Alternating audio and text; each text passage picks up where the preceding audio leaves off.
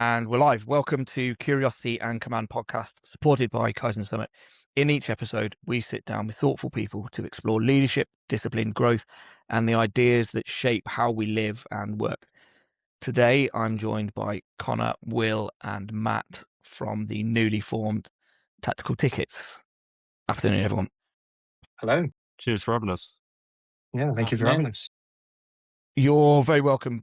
So, first of all, can we take it in turns? Just give us a very brief overview of your background and how you've got here today. Yeah, Go for so it, mate. I'm Matt. Served 8 years in the Royal Marines, left, and then went into the construction industry. Been doing that since I left the Corps. Long story short, us three kind of got together a little while ago and decided we wanted to form a business. So yeah, we got and put our heads together. I'll let everyone else go into their story first, maybe before we summarise the actual business itself. But it's a brief overview of my background. Yeah, I'm Will. So I spent about 9 years in the Corps, then left. I had the intention of joining the police when I left the Corps. Got to the final interview, just decided that's not what I wanted to do. So I've been working for BT since. Yeah, as Matt said, this is kind of led on to setting up this company. But yeah, we'll go into that in a minute. Yeah, I'm Connor. I joined the Marines in 2012 and left 6 years after. Joined the construction industry, in which I worked in residential house building for a period of time. Fast-paced industry, challenging industry. As Matt alluded to, we all are pretty driven people and wanted to apply ourselves into a new challenge. So put our heads together and came up with the concept of tactical tickets. So, did you all serve together, or are you crossing timelines in how you know each other, or how did it come about that you three met in the first place? It's actually quite So coincidental. Me and Matt actually went to school together, so we've known each other since we were 7, something like that. And then then I joined the Corps, and then Matt and Connor just happened to be in training together, and then I just happened to meet Connor after, when was that? Probably 2015, something like that, because we're both LCs.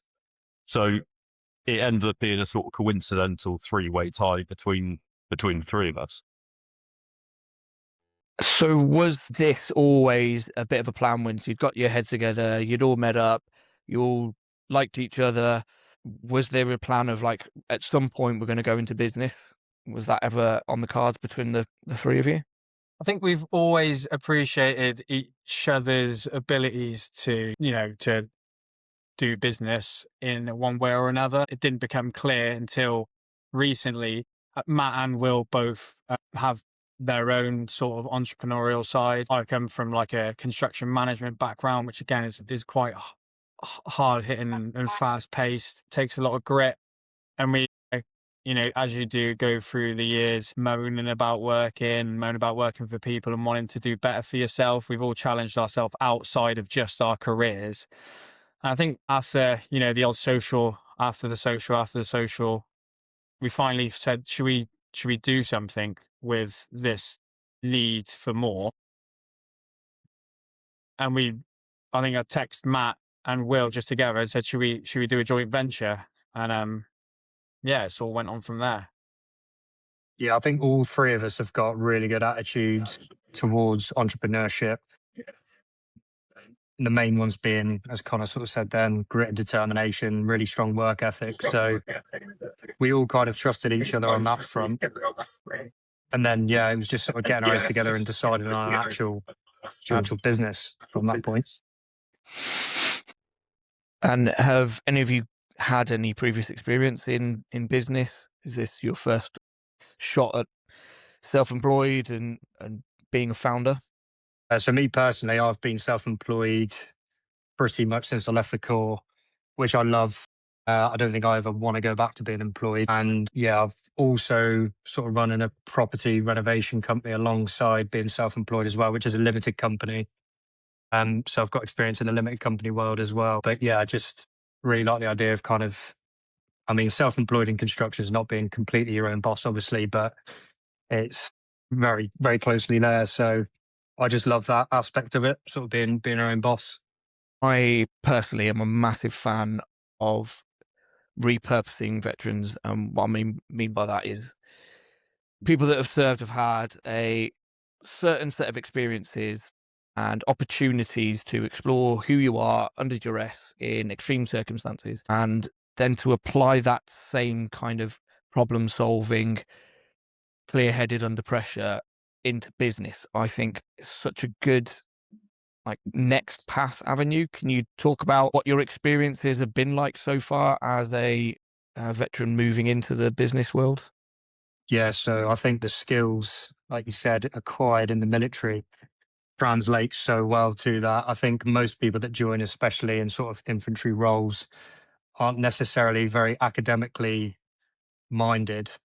And I think that's why there's plenty of opportunity out there in sort of the business world. And I also believe as well, for me personally, kind of lost a little bit of sense of purpose when I left the Corps. I did briefly go into an employed role, and I was just like, so basically, the first industry I went into was the gas industry. So I was working on the gas mains and services, and almost daily I would sort of say to myself, is this it for me for the rest of my life? Like, renewing gas services and mains just didn't really interest me. I didn't want to look back on my life on my deathbed and go, I did the Corps, really proud of that, and this was it. I needed something else to sort of challenge me. So I think that's why I enjoy being self-employed so much, and hopefully can excel in being an entrepreneur. Yeah, I think there'll be a lot of people that really resonate with that, Matt. So before we get into the actual business itself, was there a particular gap in the market that you explored? How did you start the embers of a business, and then what was your process into making it a very real thing? I think Go on, mate. I think Matthew.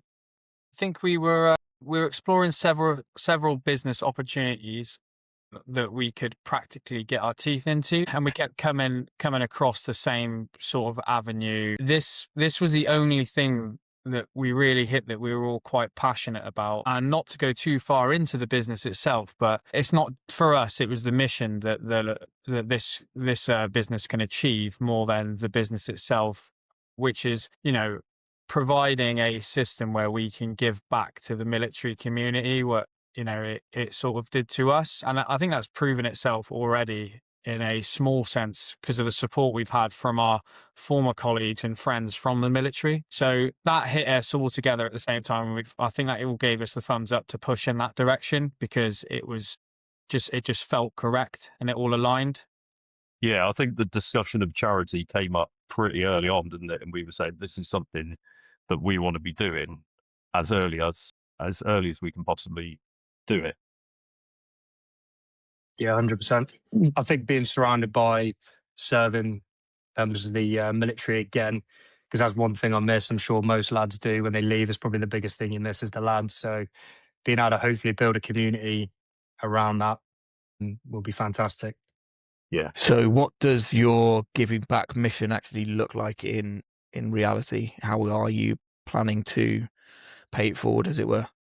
So I think I could go into that a little bit. We're going to learn as we grow. However, aspiring to be, and I know this sounds very big, but you might walk around the local town centre or the local leisure park and see that the lottery built a park or the lottery sponsored renovating a swimming pool. Now, I appreciate we're a fledgling company, but imagine what we could do if we become larger to fund causes like that for the local military charities. It doesn't even have to be local military charities. It could just be local regiments or not local regiments. For example, down at 539 in one assault group, the 10 training wets boat or tea room, whatever you want to call it if you're not core centric. But the Royal Marines Charitable Trust Fund gave us some money to do that for the good of the lads that, they funded that for us. And that's always resonated quite well for me because I don't know how it works in other regiments, but they do ask you for when you first pass out of training to allow a day's pay per year to go into the Royal Marines Charitable Trust Fund. Can't remember which one it is exactly now, but that gets distributed for X good cause. It doesn't have to be for a specific criteria. It doesn't have to be for a welfare issue. It doesn't have to be for a leisure activity. It can just be for the good of the community, which I think is such a great thing to do. Imagine being able to hear a story where someone needs something or some group needs something, and we can jump in and go, here's our pot of, of funds. Let's tap into that and release some money into that. And the best thing is the people that are funding that pot are, they're part of the community. They're bringing their direct impact. Not only are they having fun by potentially winning prizes that are centralized around military sort of stuff, but they're also help funding those projects. Yeah. Yeah, I think charities are definitely the forefront for all of us. And then second to that, I think just providing hopefully top spec prizes for bargain opportunities for the lads, especially initially. Obviously, we're offering out, I don't think you're going to get better odds, to be honest. So, hopefully the lads, and not just serving military people, obviously veterans, but also the wider community. We want to sort of target outdoor enthusiasts and airsofters and anyone who sort of is into the gear that we're raffling. But yeah, hopefully we can provide those top spec prizes for them people as well. Personally, I think it's really admirable that companies do have this like social enterprise side to the company as well. And, it's not always about your bottom line and your profit margins and how much can you personally accrue. I do personally, coming from the same like similar background as yourselves, I think that's a really important thing to do. Everyone that has served does have this like ingrained passion to give back, and I think I would like to see a lot more companies having that same kind of ethos. So, can you talk to me about what your company structure is like? Because I'm assuming you're not a CIC or a charity. Can you talk to us about how you set it up and why you set it up in that way? Yeah, so it's just a limited company. One of the things that we were struggling with initially when we were thinking about how we're going to be able to give money to charities was realistically, we need a positive cash flowing business unless we're a charity. And we thought it's going to be really difficult to actually be able to get in contact with whatever charity and say, this is exactly how much we can give you each month. We can pledge this to you now. But the way I think it was Connor spotted the opportunity the other day, the way that we structure it by running it as an actual donation on the page means that we're not going to be making promises that we can't keep. There's no risk on any of the charity side. It's just going to be donations from our customers who are going to be military, outdoors. It's people that will benefit from it. They're going to be ones making the donations. Yeah, and like as in terms of like company orbit, like is us three, we're the shareholders in the limited company at this moment in time. But like Will alluded to, if going forward that structure will change if required in order to maintain that, community interest structure as such. We don't know exactly how it looks, but our mission is the key thing. So whether that falls into category A, B, or C, to us, that's admin.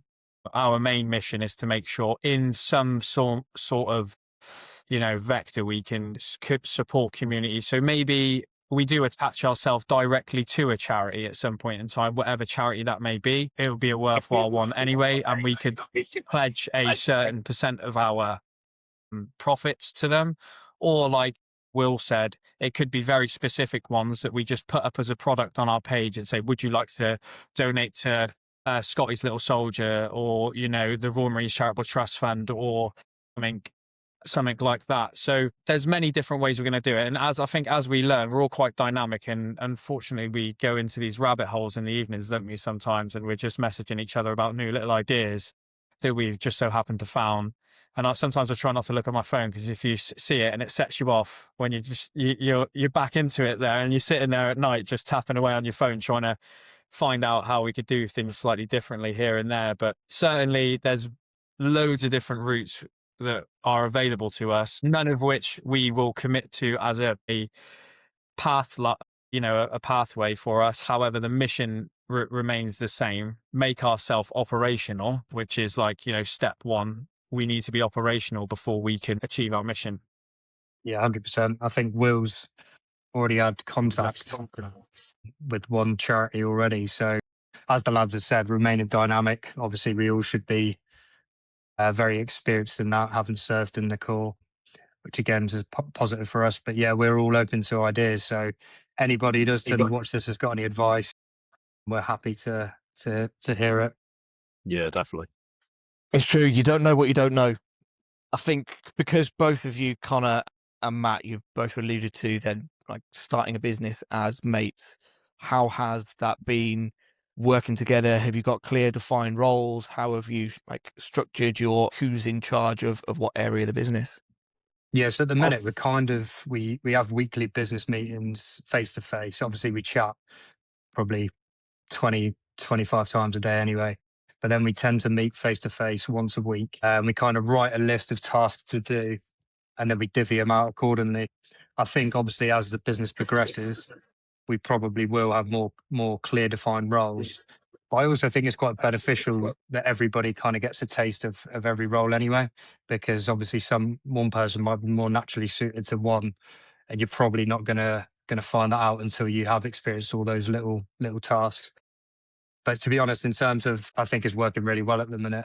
You know, as I said, we've all got really Yeah. strong work ethic. So, you know, there's times where obviously I'm a little bit more busy than the other two. So I've got to dip out a little bit and they sort of take control and vice versa. So, yeah, I think it's been going really well so far, personally. I hope the other two feel the same way. Yeah, Yeah, I was definitely. going to say something completely different. No, I'm joking. I think what we appreciate, and it comes back to the military, well, especially like the Putters core ethos as well. And as Chad as it sounds, it is genuine. There's no pride when it comes to picking up admin for everybody else. So I don't mind being detailed off to do something because I know that it's for the greater good of the, you know what I mean? So do that. Yeah, Roger, got your back. It's like seamlessly detailing each other off without like, wow, well, that's not my job to do.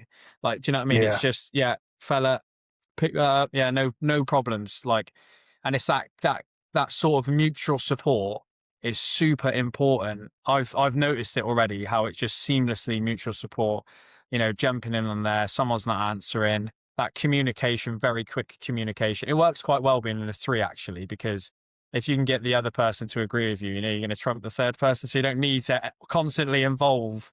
We went out for dinner once and we needed to decide, this is super important business chat, but we were going out for dinner once and we needed to decide where to go. So me and Will just decided instead of involving Matt in that business decision. And And that's he how had the nowhere to go with democratic it. process worked. Yeah, that's the democracy of a throuple. No, but it is a good structure. Like I say, it helps for speed, especially as a start business where you need, I think all of you have kind of mentioned the need to be flexible and be able to pivot and make decisions quickly. And I do agree. I think any startup business does need to be able to have that reactivity to be able to make the decisions and capitalize on opportunities that may arise. So, yeah. It's the trust as well. And you know, these guys, it's the trust that they're doing genuinely right by. There's no motive. It's doing the right thing. So if, say, that one of us decided to do something off the cuff and it was the incorrect thing to do as it rolled out, at least you know that that's been done with genuine good intentions. And I don't think any of us would think negatively on anybody else in the team if they decided to do something or engage in something and it didn't go quite well, because we're all here to support each other's failures as well as our successes. Yeah, agreed. So I can tell you're all chomping at the bit. What is Tactical Tickets? So you've probably seen similar sort of things before. Amaze is the largest scale one. People will put in a couple of quid for the chance to win something like a house. Obviously, with us being a new company, we're on a much smaller scale than that. But as the lads alluded to earlier, we're raffling off military sort of centered kit. So at the moment we've got 3 Dark Day sets. 3 Dark seems to be a really popular one at the moment. We've got a lot of people asking for that. We've got Sunto GPS watches. We've got cash prizes. So it's a raffle website. centered around the military and the outdoors community. Anyone else got anything to add? Would you describe it in any other different way? Have you refined and elevated a pitch? I think I'm pretty happy with that summary, to be fair. I mean, I know initially, obviously, we're offering out really good odds. And I think going forward, that'll be the sort of general consensus anyway. Like I said, we do want to give back to the community. So it's not all about profit for us. And then obviously going forward, really I like the idea of sort of working with charities to try and improve people's lives. We've briefly spoke about, the future, which we're, very keen to start imagining, but we have to remain a bit stoic and tempered with our excitement sometimes, just so rely upon the discipline rather than our motivation to get us through this. So we want to be able to, stand on our own 2 feet first, then walk, then get into a cheeky little bimble, and then be running full pace. I do believe that we will have big plans down the line to branch off into other things, not a bit unlike companies like Red Bull have. They were once just incredibly addictive and strangely nice tasting carbonated drink, and now they've branched off into all their own football clubs in Germany. They sponsor athletes all over the world. I mean, imagine being able to bring that sort of thing together, but themed around the military as such, through that sort of like fundraising and pushing money into the right places in the right communities, and funding athletes or funding physical challenges, funding days out for charitable causes, anything like that. Things like is within the grasp. Tough Mudder sort of events, and putting on ultra events, all that sort of thing. I think it would be amazing to do that. Yeah, I think that sounds awesome. And given the branding style and your backgrounds, I think it lends itself really well. I think it's a great idea, and I think will really resonate with a large portion of the society. Can you talk us through your user experience when someone comes along, finds your website? What is the process? How do they go about it? How do they find you? Yeah, so we've currently, so far marketing wise, obviously we've got our social media pages, which are Tactical Tickets Official, across Instagram and Facebook. I'm pretty sure is the Facebook been updated yet? Is it? It's still just Tactical Tickets, We'll isn't it? have to double check on that. Yeah, so we have requested to change it, but it takes a little bit of time on Facebook, I believe. We've done sort of a local campaign of flyering. We tried to sort of target what we thought were marry patch areas, and we've got a few posters made up as well, which we're trying to post in sort of high traffic areas just to get as many eyeballs on as possible. We've also got a social media management company dealing with driving traffic to the website.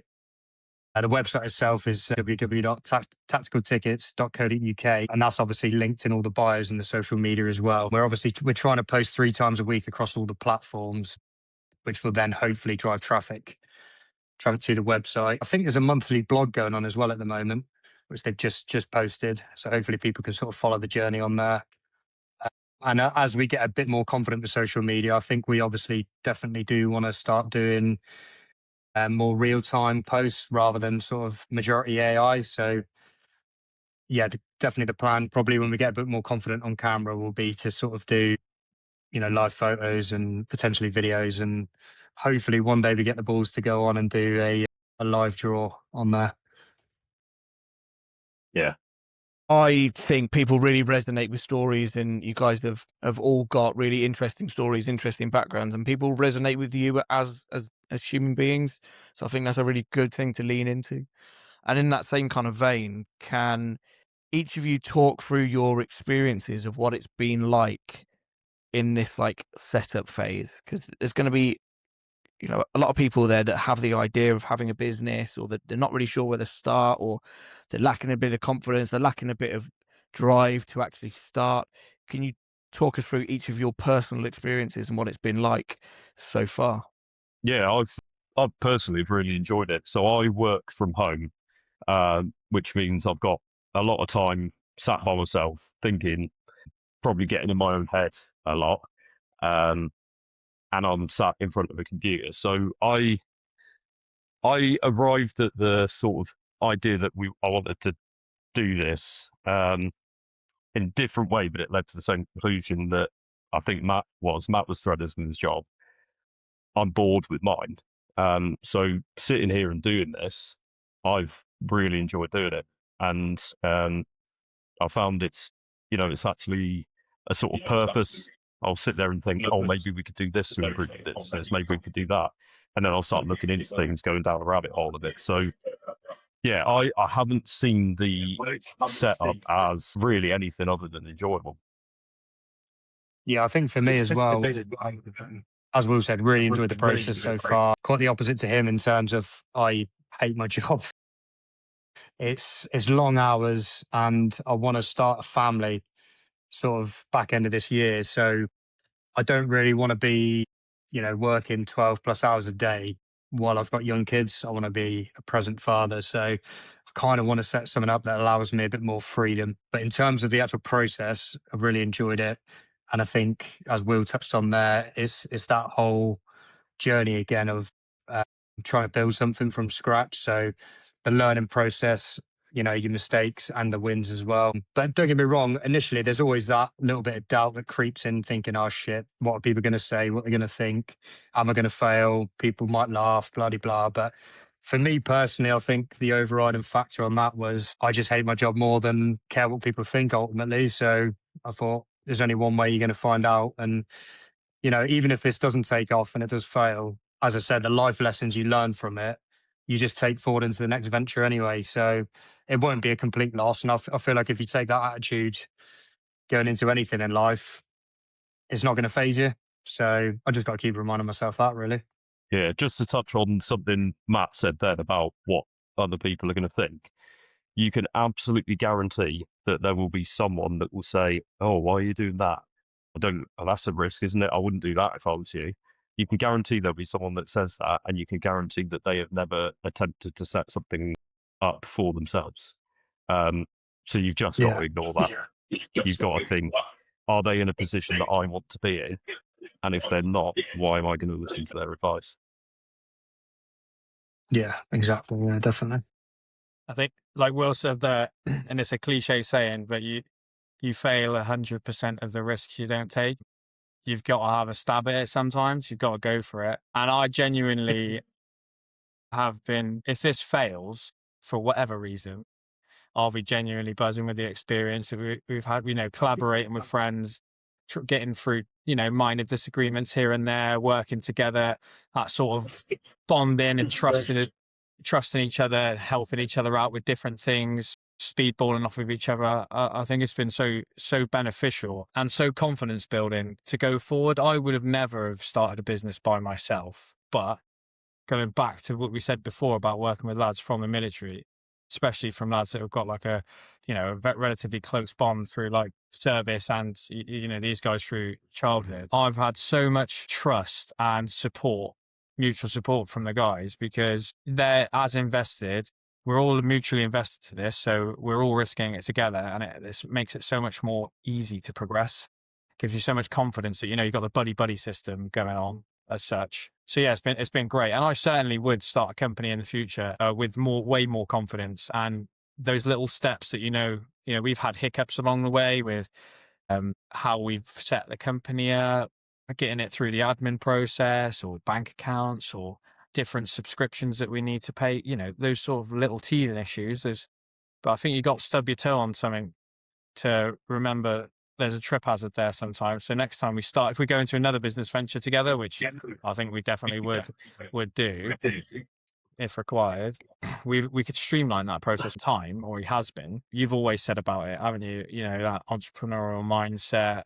I think that drive mainly comes from you, the most part. But yeah, I think my reflection on this whole thing is trying to keep it as process and discipline driven, rather than I struggle to regulate my excitement emotionally in a positive manner sometimes. So I've almost got to go in a little bit, not pessimistic, but try to be as stoic about things as I can, because if I get too excited, I get too disappointed, or I go from one side to the other. So I try, and if I've got a date in the future, just think about that date in the future and make it happen in between, and plot and plot and plot. So I've got a slightly different, mindset from what I thought I would have in the beginning. But I've found, I think we've all learned different things about how we've sort of formed these things together, which is Yeah. Yeah, I really resonate with that kind of about everyone takes something individual from it, and that like collective energy of sharing that responsibility allows you to have that kind of freedom. And like Matt alluded to earlier, you're gonna put the best foot forward. And if everyone needs to be in all areas of the business, but you're gonna find someone that has that like extra like 10% than everyone else. You go, right, that's your ownership, baby. You run with it. And that's it's such a good thing to do, to have in business, is that mutual respect and trust from each other to be able to drive forward on the mission. I think it's great. Right. Thank you.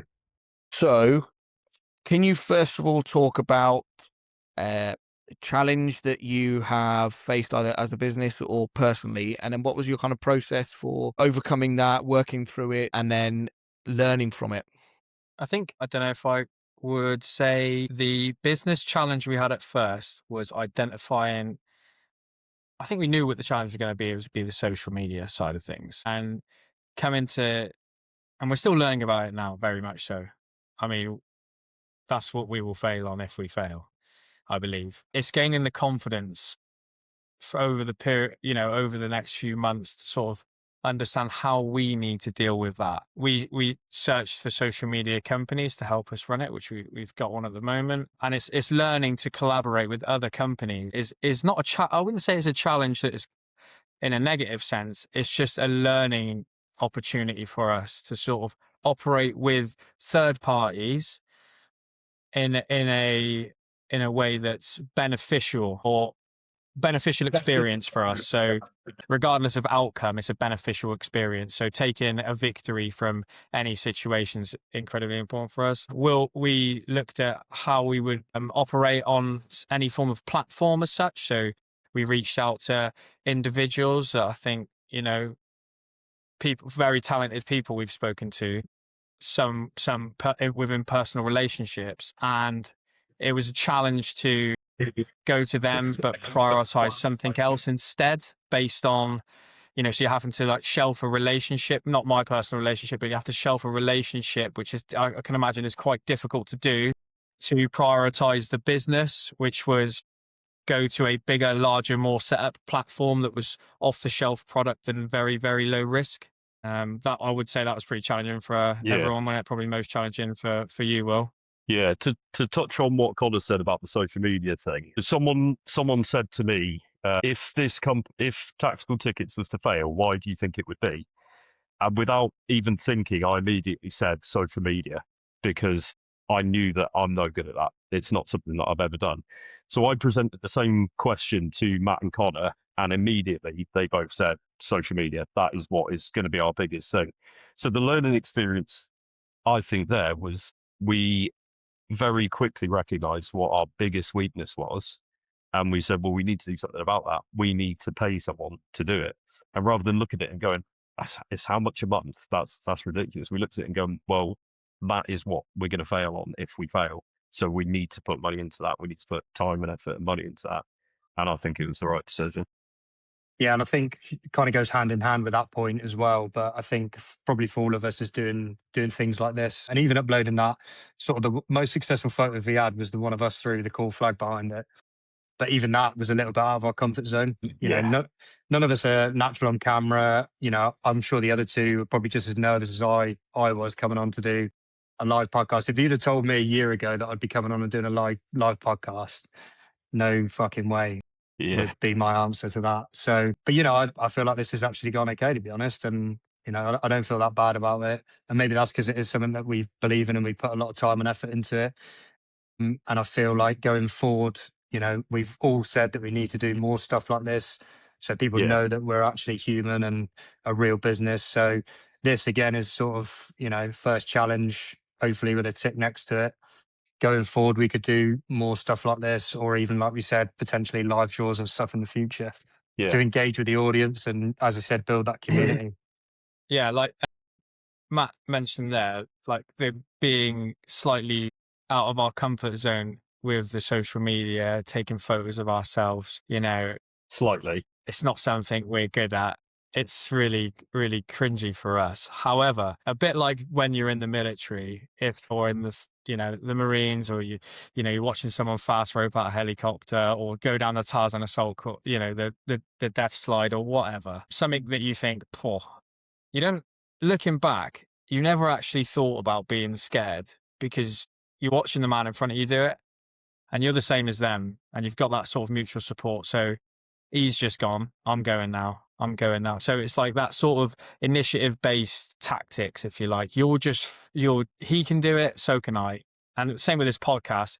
Matt says, if you told me a year ago, I wouldn't have done this. If you'd have told me last week if you would have asked me last week, do you want to go on a podcast? I would have said, thank you very much, but no, thank you. Yeah. But Will just sort of said, we're doing this, by the way. And I went, okay.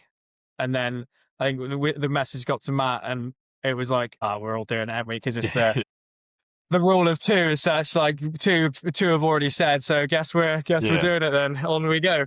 But that'll be really good in the future. Yeah, there'll be loads of stuff like that in the future. Like I'll be thinking, why on earth have we agreed to do this? But off we go to do it. And I think that's so important because it's that sort of adventurous mentality that goes well with entrepreneurialism. Again, that risk taking is so important. And if you're with your oppos, it's so much easier to take risks because you know that you've got each other to bail you out if you need to. You've got three minds, 3 brain powers, and 3 will powers to get you out of the shit. I also think with having the other two, for me personally, I think if it was just me by myself, I could find it easier to let myself down and be like, oh, I didn't do that, but oh well, than I would if I knew I'd rapped on something and just didn't do it properly, and I knew it was letting Connor and Matt down. I would find that harder to deal with than it was just me by myself. Yeah, we talk a lot about that in our company, about the accountability and then having that oppo by your side and go, this isn't about me, this is about we. And, digging in and getting it done and not letting anyone else down. It's so much easier to negotiate with yourself if it's just you. Whereas if you tell someone you're going for a run, you're more likely to go and do the run. Whereas if it's just an internalized thing, 100%. it's a lot harder to get those shoes on. So I am sensing that there was a little bit of reluctancy to come on and do some self-promotion. And I fully understand. I get it. For the whole of your adult life, you're taught to be the grey man. And then all of a sudden you're in business and everyone's like, I got to know something about you. How has it been?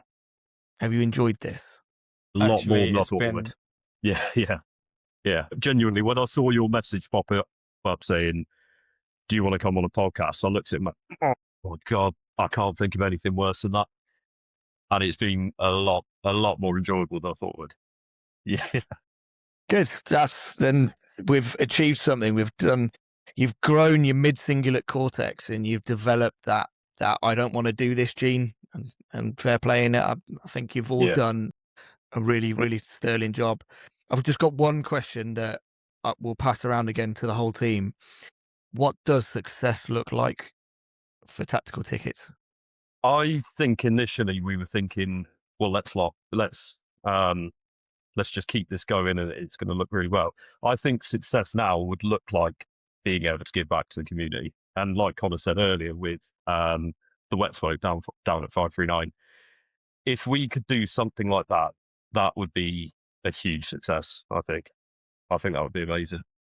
I think looking in increments, success over time scales, the next 6 months success is, like we said, standing on our own 2 feet. We are now running a return where we are now self-supporting. We aren't relying upon our friends getting behind us to help support the business. We've got our customer base now. We've got our community base and we've got our social medias around. If that was, in 6 months' time, then that to us would be success number one. That is like goal number one, set up camp. Once camp set up, then it's starting to operate efficiently and generate something. And then once we're generating and we're healthy and we're putting a bit of fat on the bones, then it's that, what Will said, that final moment of like, we have done our first community project as such. You know, we highlighted causes. You know, someone's reached out to us and said, lads, the gym in our camp is awful. You know, can you help us out? Absolutely. Or, I don't know, the local army cadets are just about to go bust or something. Can you support them? Yeah, absolutely. Bang. Here we go. We're in there. We've done our thing. And at the end of it, we've done it. We've done one of our missions has been a success, and then we would roll on forwards.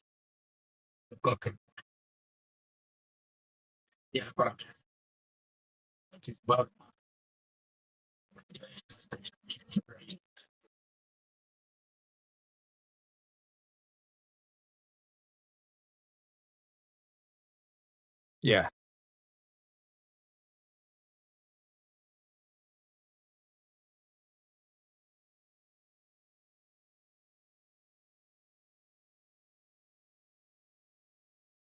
Yeah. You'd be digging the wells again. You're back in the machine Come thinking, full circle. how's this happened? Gentlemen, I think that's pretty much covered everything. Before we do go, is there anyone that's got any final messages, any thoughts, anything that we haven't covered that you think we should cover before we call it a day? I think we've gone. Yeah. Cheers, man.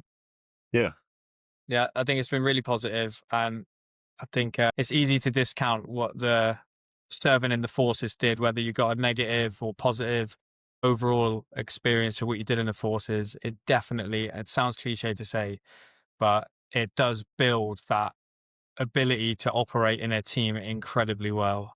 And it's not to be discounted, because it's only when you push yourself into stuff like this, or other, you know, not just like this, but it's only when you start doing stuff like that, you truly realize how powerful that lesson is, of that cohesion and bonding and getting each other's back, watching each other's arcs. That is so powerful if you can really nail that down. Yeah, very well said, gentlemen. I think that's a really good place to leave it there. And from my point of view, I wish you all the best. I know most of you personally very well now, and I think you'll do very well in this. And it's really good to hear such an admirable cause, and I think you're doing great. And let's get the word out there. So thanks very much for your time. And if you just hang around briefly after the recording, and congratulations, boys. Cheers. Cheers. Thank you. Cheers, man.